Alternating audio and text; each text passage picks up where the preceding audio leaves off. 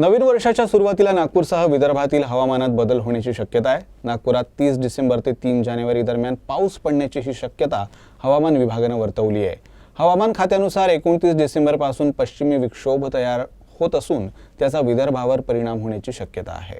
डिसेंबरच्या सुरुवातीपासूनच नागपूरसह संपूर्ण विदर्भात कडाक्याची थंडी जाणवत होती। मात्र हवामान खात्यानुसार विदर्भात थंडीपासून दिलासा मिळण्याची शक्यता आहे। 31 डिसेंबरपर्यंत पारा 15 ते 16 अंशांच्या आसपास राहील असा अंदाजही हवामान खात्याने व्यक्त केला आहे। 29 डिसेंबर रोजी उत्तर भारतात वेस्टर्न डिस्टर्बन्स तयार होणार आहे, त्यामुळे आकाश ढगाळ राहण्याचा अंदाज आहे। या काळात किमान तापमानात वाढ तर कमाल तापमानात किंचित घट दिसून येईल। दरम्यान हलक्या पावसाची ही शक्यता आहे।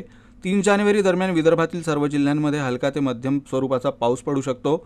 सध्या नागपुरातील कमाल तापमान 29.8 अंश सेल्सिअसवर पोहोचलं असून ते सरासरीपेक्षा 1 अंशाने अधिक असून सूर्यप्रकाशाच्या तीव्रतेमुळे थंडीचा प्रभाव फारसा दिसून येत नाहीये। सकाळचं तापमान देखील साधारणपणे 14.8 अंशांच्या आसपास आहे।